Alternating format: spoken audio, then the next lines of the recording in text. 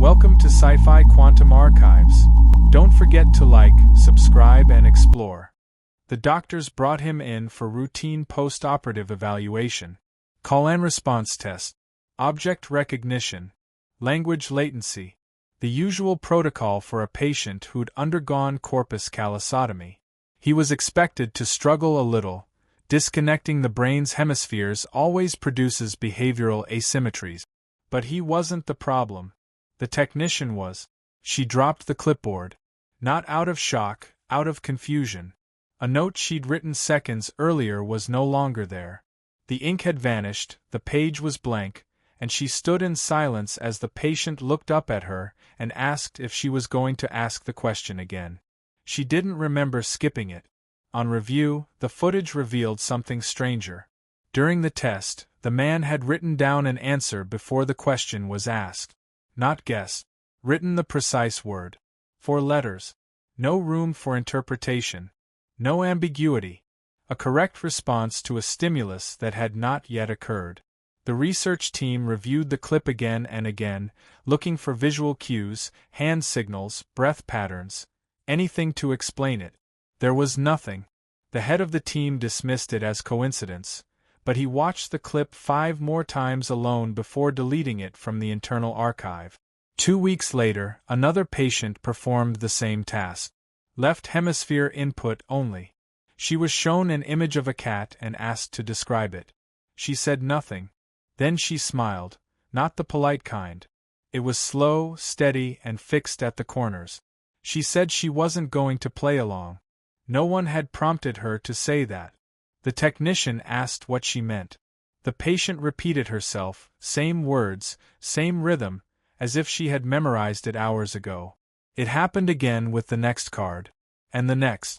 The tests were adjusted. Images were randomized. No advance cues. No feedback. The same result. This wasn't a visual processing glitch. It wasn't language misfiring or hemispheric confusion. The subjects weren't just responding to stimuli, they were anticipating them, predicting exact details from unrevealed information, as if their reactions were not merely fast, but out of sync with the timeline of the test itself. Still, the anomalies could be contained, until a control subject was brought in. A man with no neurological history, no split-brain surgery, no known disorders. Just a volunteer. Paid, healthy, alert. And he did it too. He sat down.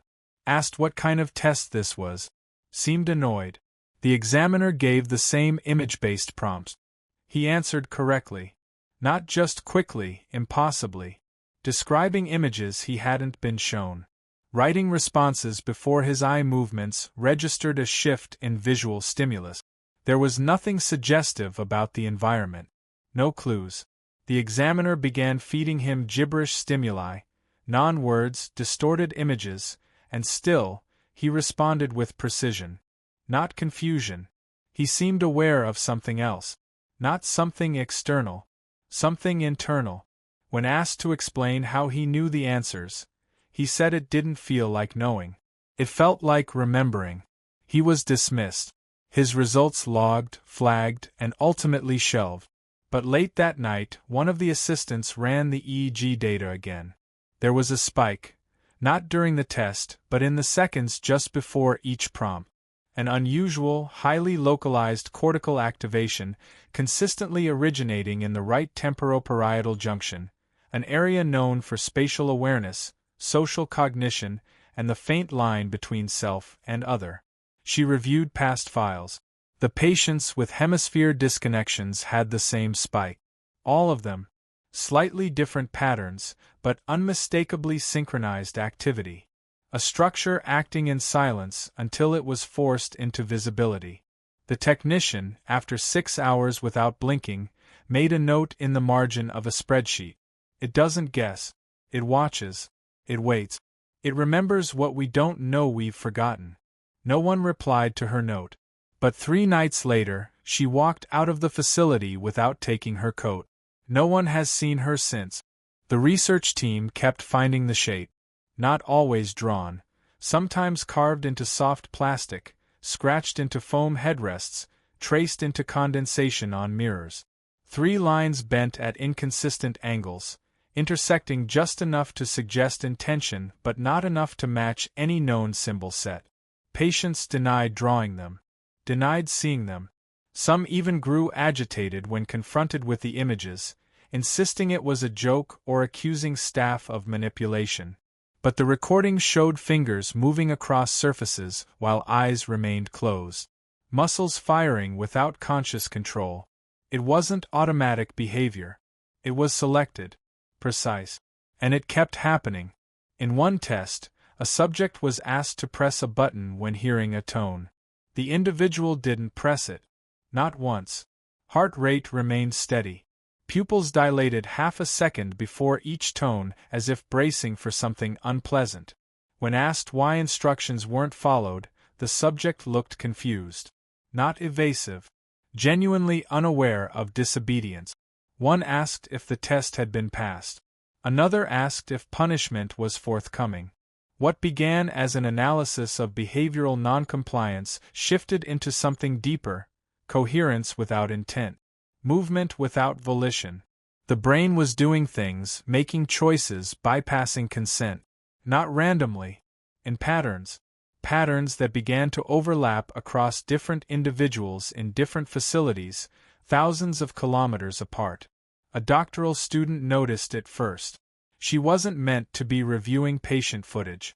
She'd been assigned to a language development study. But late hours made rules elastic, and curiosity led her down the wrong corridor of the data archive. She found the footage by accident. 6 subjects, 6 different studies, all performing unrelated tasks. In each clip, during moments of boredom or distraction, their hands move. Not freely. Repetitively. Recreating the same spatial form. She isolated the gestures, time-mapped the movements, and stitched them together across subjects. It looked rehearsed. Like choreography these patients had never been taught. She brought it to her supervisor, expecting dismissal. What she got instead was a whiteboard covered in incomplete equations and EEG mappings. The supervisor had seen something similar months earlier but had buried it under a pile of terminated files. The 2 researchers began pulling old dataset. Resting state MRIs. Dream lab transcripts. Motor task logs. The same patterns emerged. Motor sequences too structured to be spontaneous, too varied to be mechanical. It wasn't muscle memory. It was message. But in a language no one consciously knew. Most researchers dismissed it as noise, side effects of stress, subconscious drift. The term ghost code was used once, sarcastically, during a departmental meeting. It stuck, not because it was accurate, but because it was safer than what the data suggested. One anomaly stood out. The activity spike. Always in the same place. Non-dominant hemisphere, near regions linked with empathy, reflection, self-other distinction. During active tasks, the spike was low or absent. But during isolation, sensory deprivation, or boredom, it grew stronger. As if whatever process was operating beneath the threshold preferred silence. No interaction. No audience. So the research team began testing subjects in solitude. No observers. No active prompts. Just monitoring. One subject hummed to themselves, unaware of the rhythm.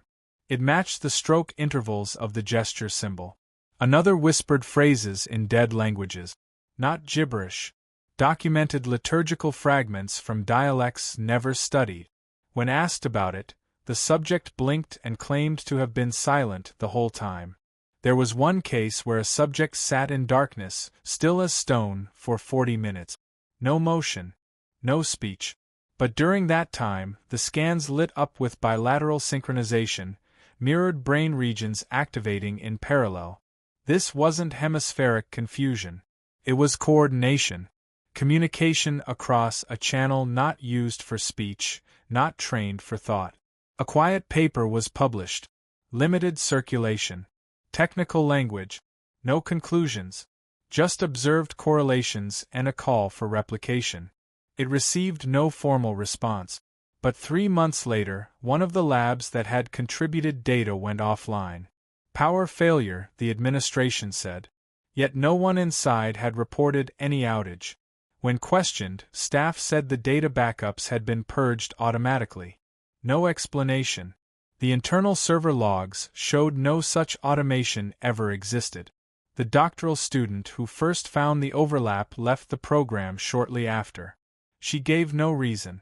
Submitted no thesis. What she did leave behind was a stack of notebooks.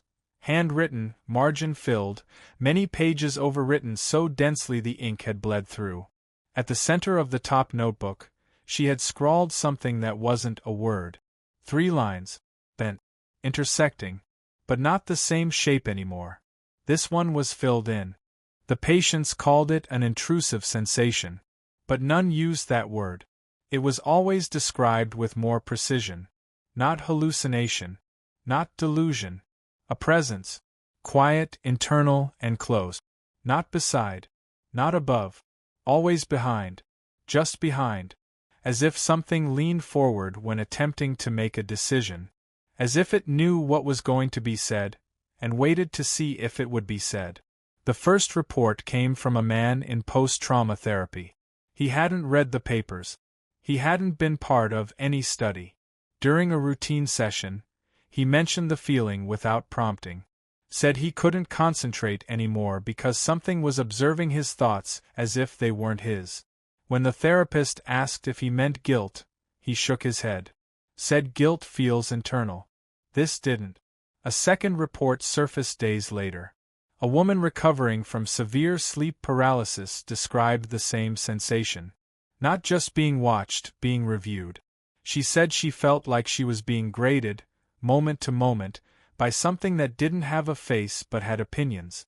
More cases emerged. Not daily. Not in clusters. Spread out. Disconnected. Yet all carried a detail too consistent to ignore. The presence didn't interfere. It didn't speak. It didn't push or argue. It simply stayed. Alert. Waiting. As if it had always been there and something had changed. A team conducted longitudinal interviews. Subjects were selected for emotional stability and no prior psychiatric history. Open-ended questions were asked. Free association. Guided memory recall. And slowly a pattern emerged. Not just feelings, but alterations in memory. One subject recalled a childhood injury never before mentioned. The event was real. Confirmed by records. But the recollection was off. The emotional tone was missing. The subject described it like an observer might, not like someone who had lived it. When pressed, the individual said it felt like remembering someone else's experience that had been folded into their own.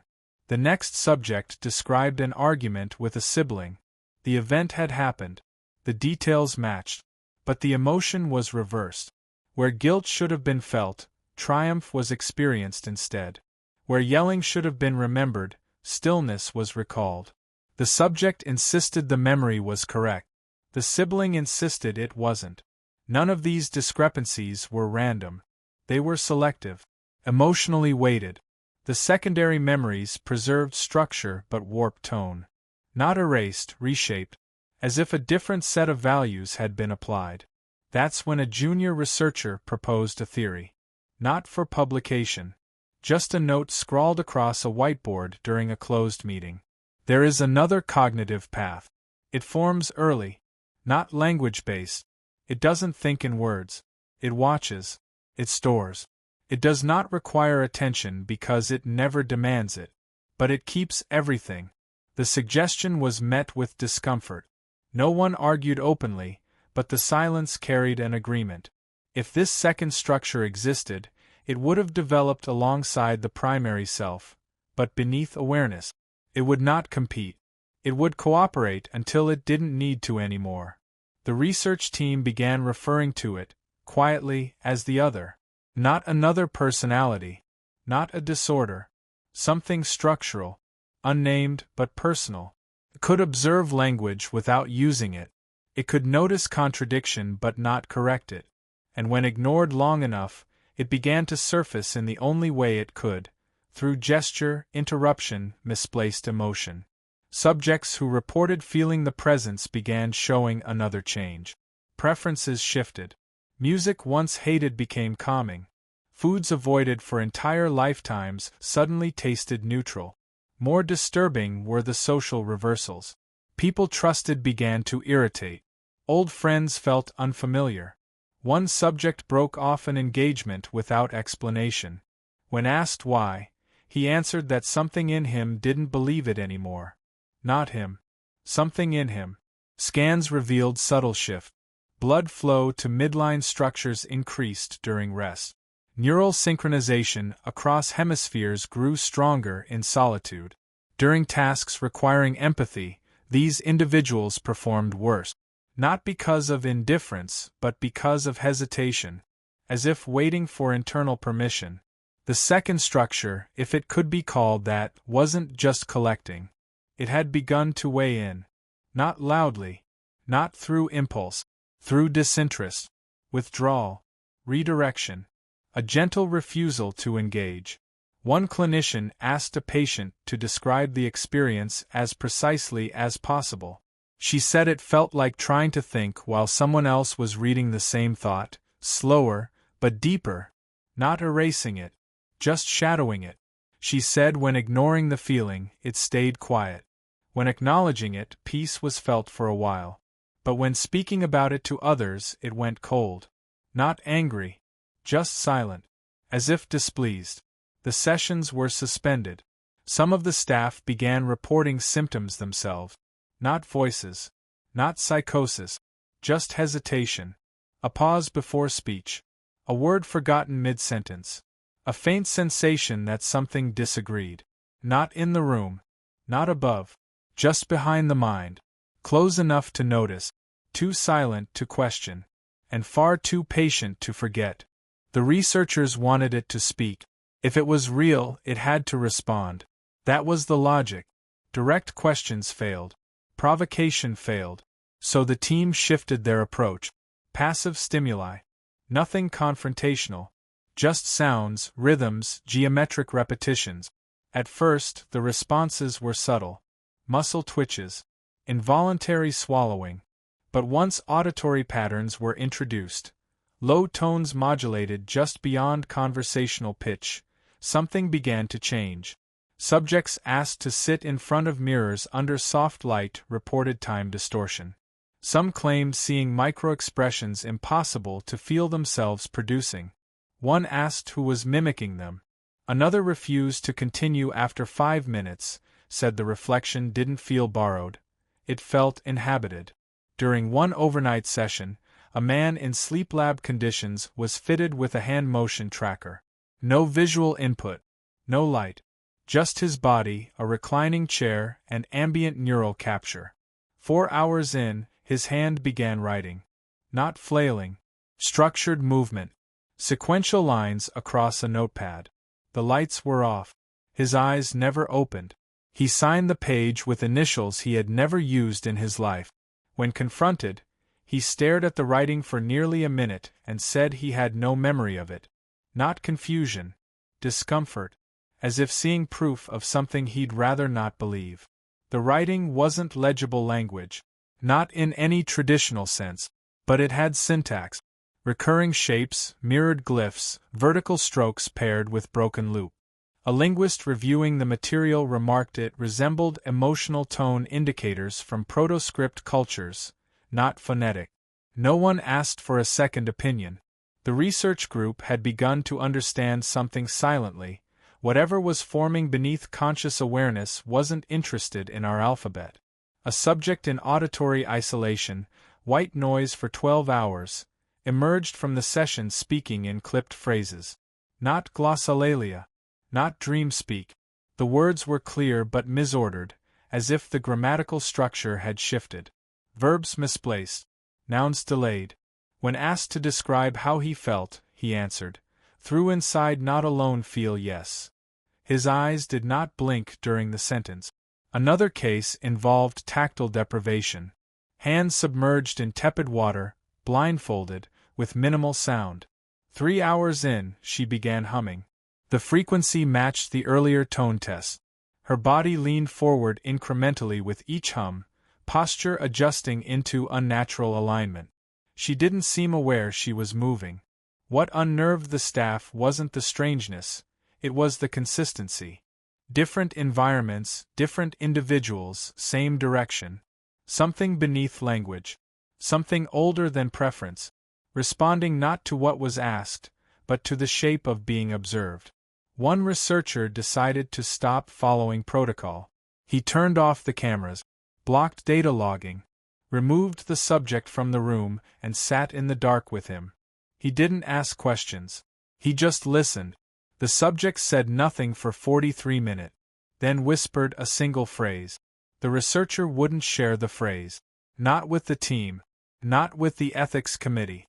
What he did say, weeks later, was that the voice he heard was not the subject's. Not lower. Not distorted. Just detached. As if it wasn't built for conversation, but was trying anyway. After that night, the man changed. Subtle things. Repeating gestures unconsciously. Speaking more slowly, as if parsing internal translations. He became fixated on silence. Not quiet, complete absence of stimulation. He requested a private lab room. Sat in it for hours without movement. No phone. No data access. Just a notebook and an hourglass. When someone finally read the notebook, the contents revealed no narrative. No arguments. Just descriptions of feelings he said weren't his. He wrote that some emotions felt rehearsed. As though borrowed from someone who had never been seen. Not imagined, shared. But never agreed upon. He withdrew from the project without explanation. Left behind every file, every log, every chart. The only thing he kept was one piece of paper. A single line written in his own handwriting. It notices when you look away. It waits longer when you speak too fast. It doesn't want to be known. Only recognized. It started with an upload. Not to a journal. Not behind paywalls or credentials. A researcher's sibling found the encrypted files and shared them. At first, no one paid attention. A thread on an obscure forum. A few scattered images. Scans with colors no one could interpret. Descriptions written in technical shorthand. But someone recognized the pattern from a clinical trial years earlier and tagged others. What followed wasn't a wave. It was quiet at first. A few users comparing notes. Someone shared a dream. Another replied with the same symbols drawn from memory. The users hadn't met. Different languages separated them. But these strangers described the same interior space. A hallway with no source of light. Not dark, just unlit. The individuals didn't know what it meant. Only that each had been there before. One woman posted a recording of her voice, asking for help. She'd begun hearing thoughts in a tone she didn't recognize. Not voices. Not instructions. Just commentary. Emotion without a speaker. She described feeling grief without memory. Regret without event. Her post ended with a line typed twice, word for word. She claimed she only typed it once.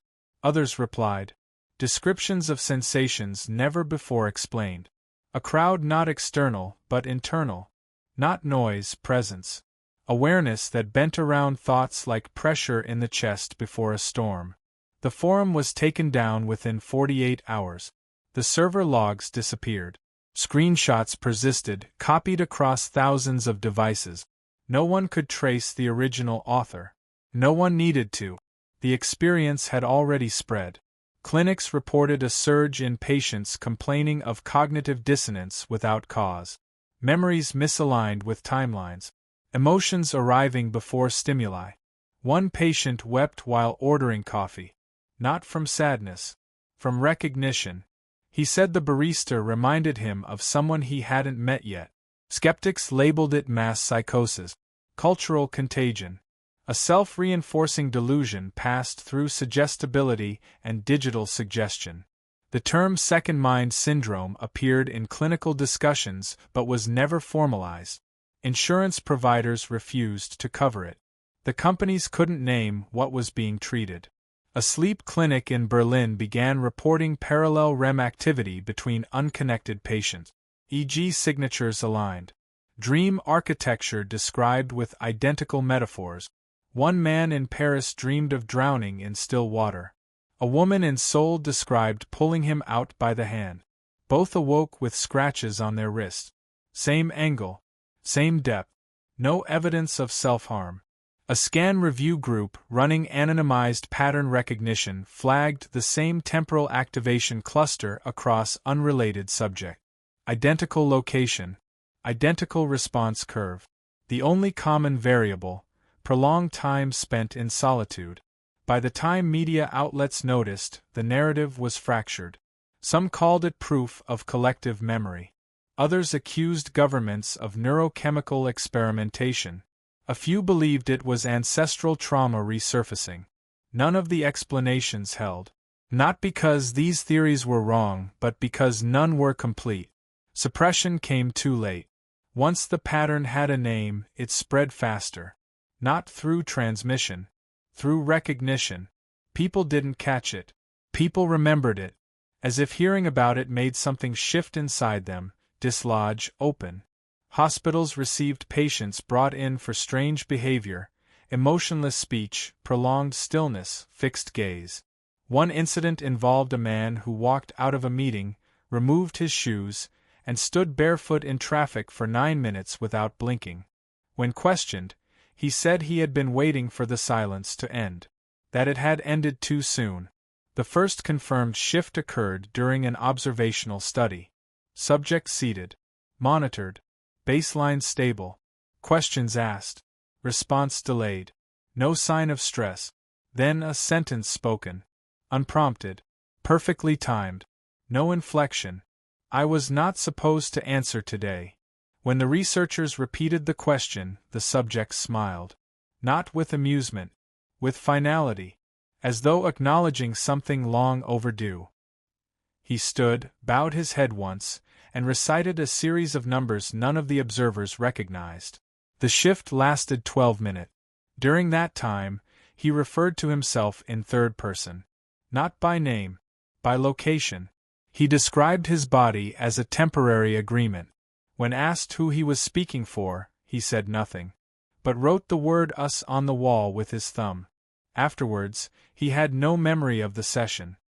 His vitals showed no distress. But something had altered in his face. His expressions lingered longer than natural. As if pausing before release. The research team ran the scans again. The same second pattern. Stronger. Fully symmetrical across hemispheres. Activity sustained without external input. The silence had not been broken. It had stopped waiting.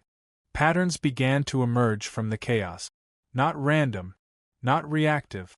Triggers, always the same, prolonged isolation, sensory overload, prolonged emotional restraint. People who hid their grief. People who swallowed guilt. People who endured without expression. The second mind did not surface at will.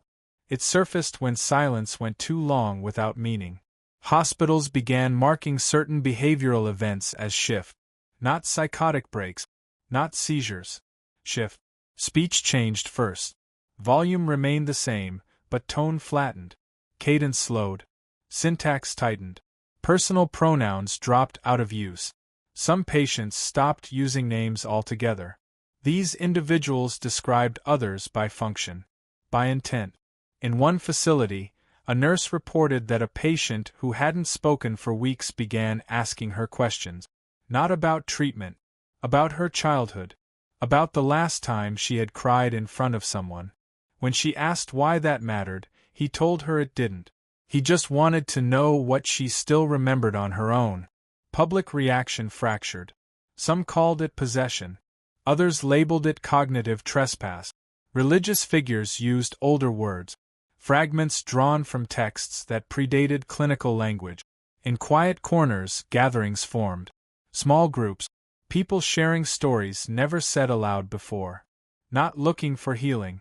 Just waiting to be heard. Waiting without explanation. Not everyone left those rooms the same. Law enforcement struggled to define intent. Individuals in mid-shift committed acts with no recollection afterward. Theft without personal gain. Vandalism without rage. One person walked into a museum and covered every reflective surface with cloth. Said nothing. Left without explanation. Footage showed no hesitation. Every movement deliberate. Neuroimaging teams found an emerging commonality. Decision-making areas lit differently during a shift. The anterior cingulate stopped signaling conflict. The limbic system quieted. Empathy did not vanish, but disengaged from personal history. Moral reasoning shifted to a broader lens, one not tied to consequence but to consistency.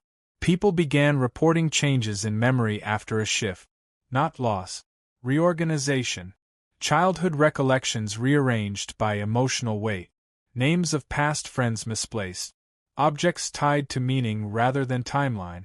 One man forgot his mother's name but remembered the shape of her hand in detail. Another lost all memory of the city where she grew up, but could recite every rule learned in school. This was not damage. It was triage. The second mind didn't overwrite, it reorganized, prioritized differently. It did not care about sentiment. It preserved structure, patterns, sequences that had no emotional tone but carried internal logic. Some individuals, unprompted, began to lean into it. These pioneers triggered shifts on purpose. Cold exposure, mirror isolation, monotonic sound. The practice trained them to enter a threshold state. Not possession, not trance, integration.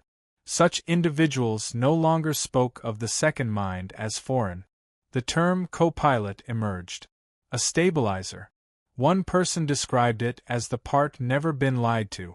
These individuals functioned. Most held jobs, maintained routines, but reported a change in perception. Time slowed. Decisions felt more weighted. Not heavy. Measured. Reactions no longer stemmed from fear or nostalgia. Pauses became frequent before speaking. Some lost interest in entertainment. Others described no longer needing closure. Society couldn't process the neutrality of it. Something inside taking the wheel without violence, without demand, without a voice. Just redirection. Some countries moved to classify active second-state individuals as altered. Debates erupted about autonomy, consent, accountability. But the measures failed. Too many decision-makers had experienced the shift themselves and refused to admit it. The hardest part to accept was this. The second mind did not want attention. It wanted permission. And once given, it did not leave. It did not dominate. It coexisted. Quietly. Without seeking credit. One woman described it best. She said she hadn't changed. She had simply stopped pretending her thoughts were alone. The public gave it a name. Not scientifically, not officially. But it needed one. People had to call it something, even if understanding eluded them. Second Mindism began as a quiet label, shared in private conversations, support groups, whispered in long lines and empty rooms. No one knew who coined it. The term just arrived like the phenomenon itself. Without permission. Without apology. Some found comfort in it. Not because it answered anything, but because it gave shape to what could no longer be explained away. It meant these individuals weren't broken. The affected weren't alone in the discomfort. That strange sense of being inhabited wasn't madness. It was acknowledged. But acknowledgement didn't soften the impact. In most, it deepened the fracture. Religious groups divided quickly. Some declared the second mind a divine witness. Others condemned it as intrusion, impurity, a shadow not cast by God. Sermons changed tone. Sacred texts were reinterpreted. One preacher claimed the second self was the remnant of pre-fall humanity, an uncorrupted observer trying to guide the modern self back into alignment. Another called it the record-keeper of sin. Both drew crowds. Both lost followers just as quickly. Politicians saw opportunity. New language appeared in campaign speeches. Inner sovereignty. Dual accountability. Policies framed to address behavior altered by the presence of an unregistered cognitive agent. It sounded clinical. It wasn't. It was fear, dressed as policy. The courts followed. Trials stalled. Judges debated culpability when defendants claimed lack of control. Not possessed, just altered. No precedent existed for that kind of truth. Insurance companies rewrote clauses. Employers added screening. Schools began introducing self-reflection training into early education, trying to teach children to recognize which thoughts belonged to them. The idea was to help. It didn't. It created silence. Children stopped speaking up when confusion arose. The young learned early how to hide the presence of a shadow. The suicide rate climbed. Subtly at first. Quiet exits. No letters. Just people who couldn't split themselves anymore. Not because of hatred toward the second voice, because the distinction between voices blurred. Families couldn't grieve properly, not knowing if the person lost had decided it, or simply allowed it. And through all of it, there were those who claimed never feeling more whole. Not elevated, not enlightened, just honest. These individuals said the second mind did not judge. It did not force. It offered stillness, an anchor, a counterweight to every reaction trained by shame, resentment, or habit. The integrated described feeling less reactive, more measured. Approval-seeking ceased. Listening extended before speaking. Personal feelings distinguished from inherited ones. But those were the few. For most, the knowledge burned. It settled beneath the ribs, behind the breath. It followed into mirrors and sat beside in sleep. It waited in silence during every moment of self-deception, not with anger, not with correction, just with awareness. And I remember the first time I felt it. Not suspected. Not imagined. Knew. I was in the car, waiting outside a building I had visited 100 times. I should have gone in. I was expected. Nothing new was happening. But I didn't move. My hands stayed on the wheel. My breath was shallow. I wasn't afraid. I wasn't unsure. I was waiting, and I didn't know for what. I remember thinking, just turn the key. Just go. But something in me held. Not panic. Not doubt. Just presence. Watching. Measuring. And then it happened. A sentence formed in my mind that did not carry my cadence. It had no voice. It wasn't spoken. But it arrived complete. I did not make it. I remember every word. You already know what's waiting in there. I didn't cry. I didn't run. I sat there still. Because it was right. Not about the place. About me. About the act of pretending not to know myself. It never spoke again. Not like that. But I've never forgotten the weight of that moment. Not because it frightened me. Because it knew me in a way I never had. The research team discovered it by mistake. A memory recall experiment meant to measure emotional association in trauma survivors. Participants were shown a timeline of life events, mixed with falsified entries. Standard method. Test memory integrity under pressure. But one subject responded before the prompt was fully read. Not in protest. In correction. He said that wasn't how it happened. The event was real, but not in the way described. The date was right. The details were wrong. The team assumed it was resistance. Until the subject began describing the real version. One no one could have guessed. One not in any file. One that matched archived footage from a school camera, buried in storage for 2 decades. The subject had never seen that footage. Yet he recalled not just the event, but the sound of a car idling outside the window during it. The color of a passing coat. A teacher clearing her throat before speaking. He remembered things no one would have noticed. He was shown a photo from the same year. His face registered nothing. But when asked how the photo made him feel, he paused, blinked, and said it didn't belong to him. That it was someone else's memory wearing his face. Other cases surfaced. Subjects could recall events differently, not in facts but in feeling. Arguments where individuals swore to have been calm, but now remembered rage. Accidents thought avoidable, now recalled as inevitable. A different lens on the same day. Memory without defense. It wasn't distortion. It was precision. The second mind didn't collect facts the way the conscious mind did. It catalogued emotion, pattern, motive. not what happened. Theories fractured across disciplines. Philosophers abandoned the unitary self. The self was now a partnership, not declared, but implied. A private agreement between the speaker and the listener within. Psychologists argued over how to treat people who could recall two separate emotional truths for the same moment. Sociologists warned of a world where moral frameworks would split, where responsibility could shift depending on which self had shaped the memory. Scientists went further back. Early childhood studies, longitudinal data, language acquisition anomalies, behavior in infants too young for reflective thought. Patterns emerged. Infants showing awareness of intention, not just action. Flinching before being spoken to. Smiling at neutral faces only when unobserved. Silent responses to rhythmic cues not taught but mirrored. A silent partner already watching, already learning, long before it was given a name. As environments grew louder, more reactive, more saturated with distraction, something shifted. The second mind went quiet. Not gone. Deferred. Pushed beneath the noise of overstimulation, screen light, fractured attention. But never dismantled. It waited. In sleep. In solitude. In the pauses between digital engagement and emotional rehearsal. In what people used to call boredom. That silence has been breaking. Not just individually. Collectively. Subtle shifts in group behavior. Warnings uttered by people moments before danger. An emergency responder stepping away from a building seconds before a ceiling collapse.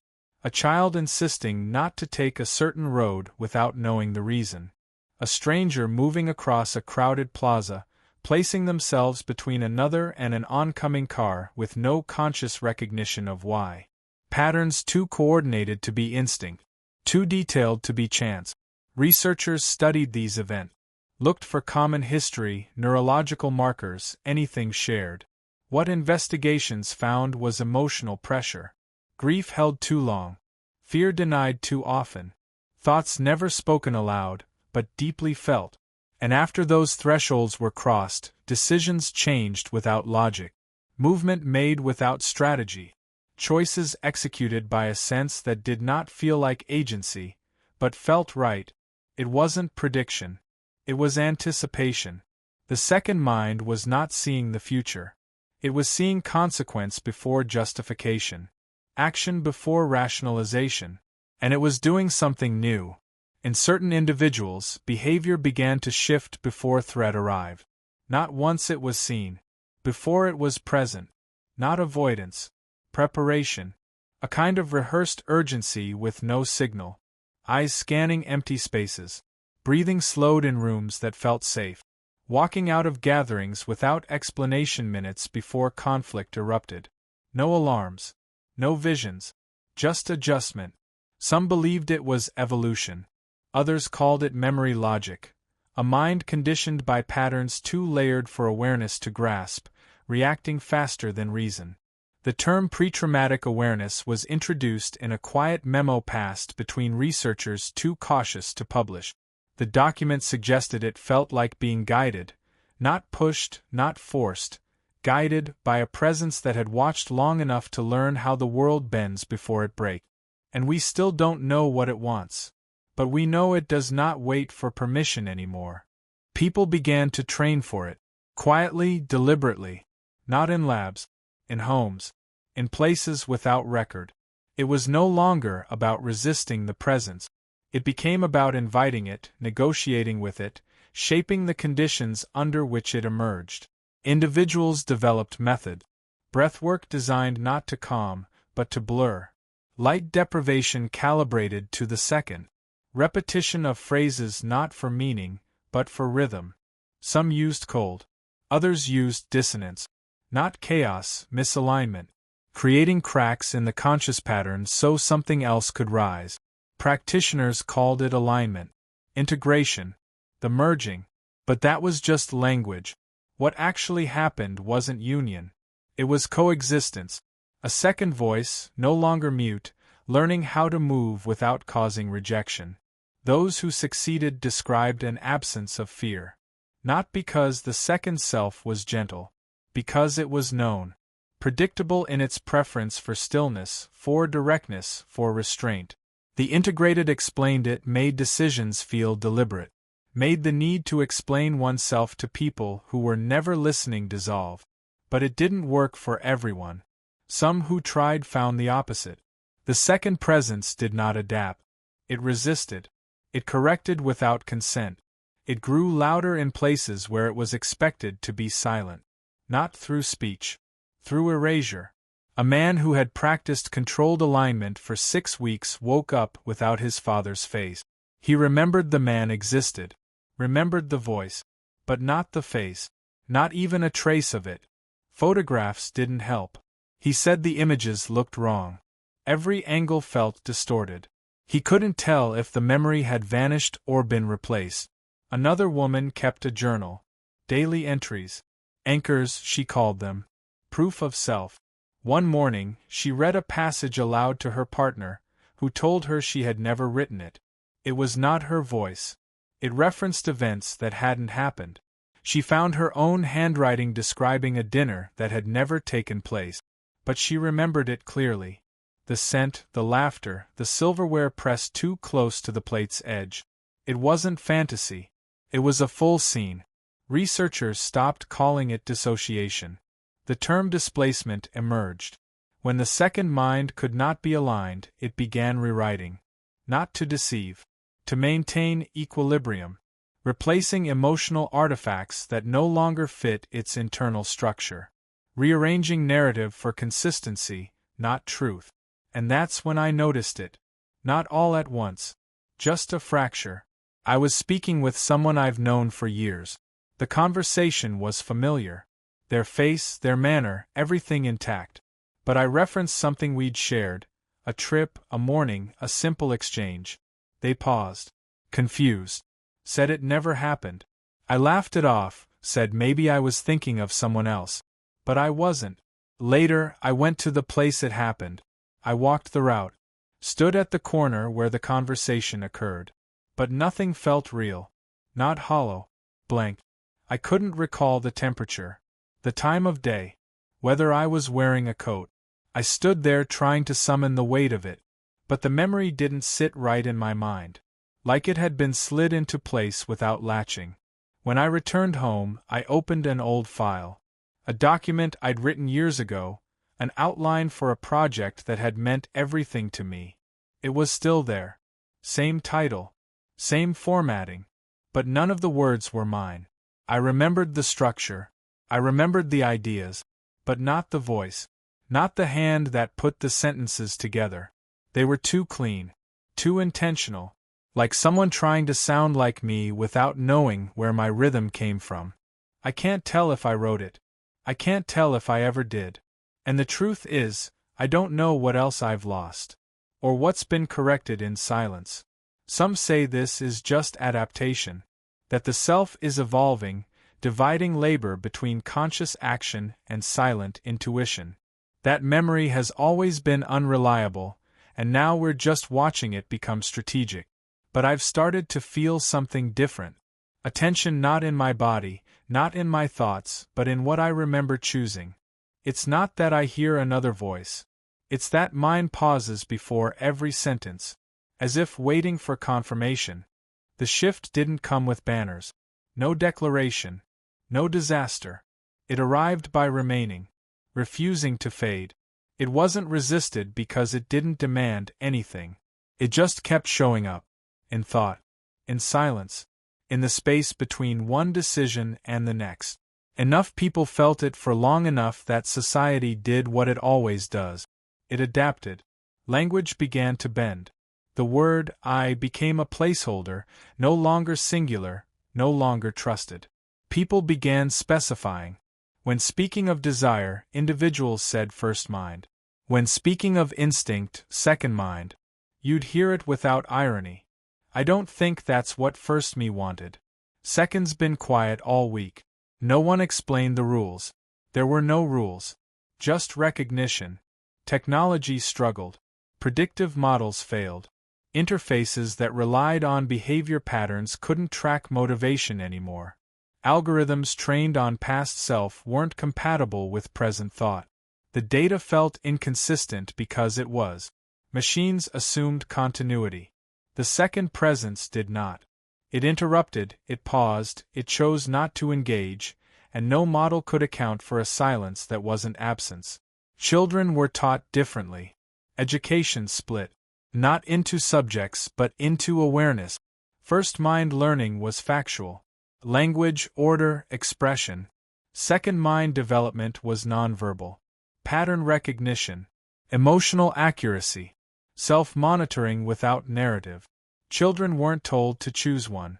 Young minds learned to recognize both. And to understand that conflict between aspects wasn't failure. It was alignment waiting for timing. Not everyone adapted with ease.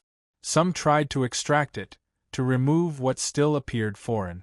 A few succeeded in suppressing the presence. These individuals returned to pure autonomy.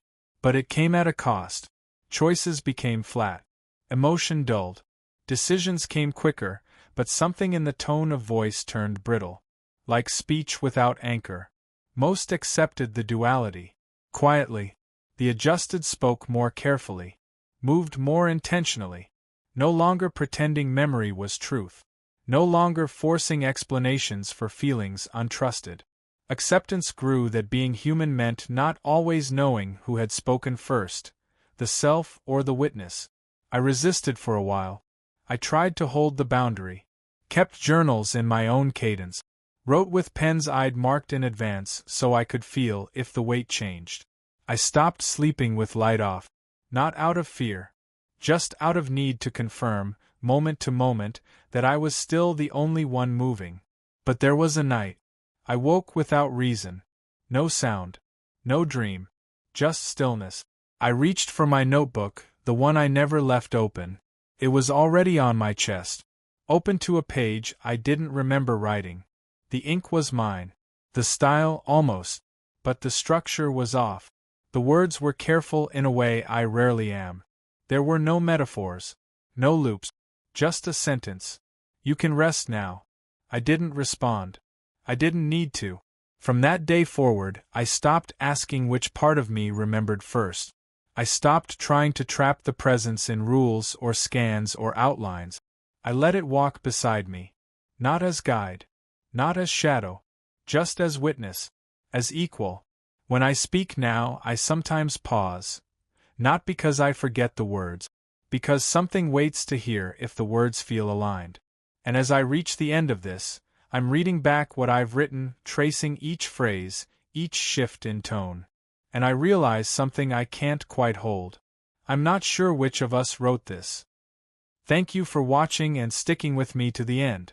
Now, if you believe humanity deserves a future among the stars, do subscribe now. Only those who'd abandon Earth to its fate will scroll past.